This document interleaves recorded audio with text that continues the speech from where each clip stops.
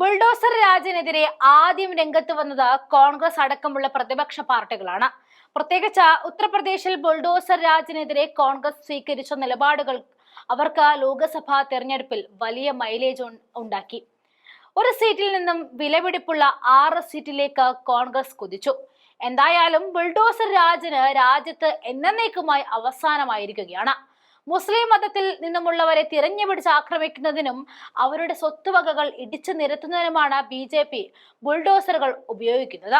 Bulldozer രാജിന് അവസാനം കുറിച്ചിരിക്കുന്നത് supreme കോടതിയാണ്.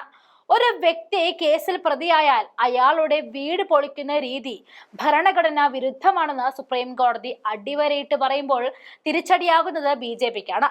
വീട് പൊളിച്ചു മാറ്റുന്നത് പ്രതിയുടെ കുടുംബത്തിന് കൂടി ശിക്ഷ നൽകുന്നതിന് സമാനമാണെന്നാണ് കോടതിയുടെ നിരീക്ഷണം.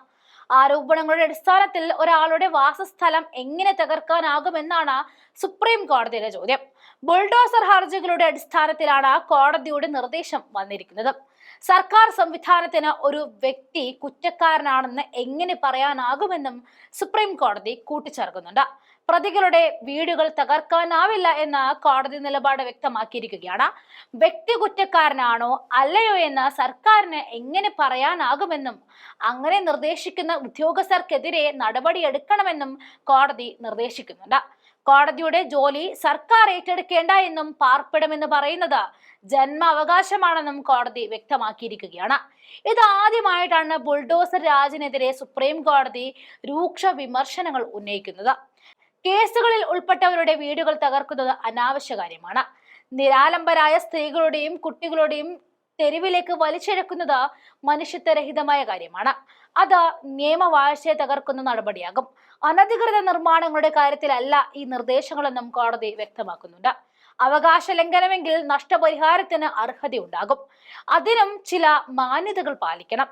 മുൻകൂട്ടി നോട്ടീസ് നൽകാതെ വീടുകൾ പൊളിക്കരുതെന്നും 15 ദിവസം മുൻപെങ്കിലും നോട്ടീസ് നൽകണമെന്നും കോടതി ചൂണ്ടിക്കാട്ടുന്നുണ്ട്.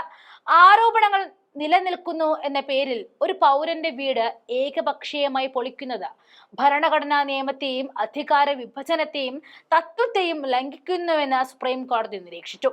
Justice BR Gavai, justice KV Viswanathan എന്നിവരുടെ ബെഞ്ചായിരുന്നു ഹർജികൾ പരിഗണിച്ചത്. പൊതുവിശ്വാസത്തിന്റെയും പൊതു ഉത്തരവാദിത്തത്തിന്റെയും സിദ്ധാന്തത്തെ കുറിച്ചാണ് പരാമർശിച്ചത്. കുറ്റാരോപിതനായതിനാൽ എക്സിക്യൂട്ടീവ് വ്യക്തിയുടെ വീട് ഏകപക്ഷീയമായി തകർക്കുകയാണെങ്കിൽ അത് അധികാര വിഭജന തത്വത്തിന്റെ ലംഘനമാണെന്നും സുപ്രീം കോടതി ചൂണ്ടിക്കാട്ടിയിരിക്കുകയാണ്. ഇനിയൊരു അറിയിപ്പുണ്ടാകുന്നത് വരെ ബുൾഡോസർ രാജ് നിർത്തിവെക്കുവാനും കോടതി അന്ത്യശാസനം നൽകിയിരിക്കുകയാണ്.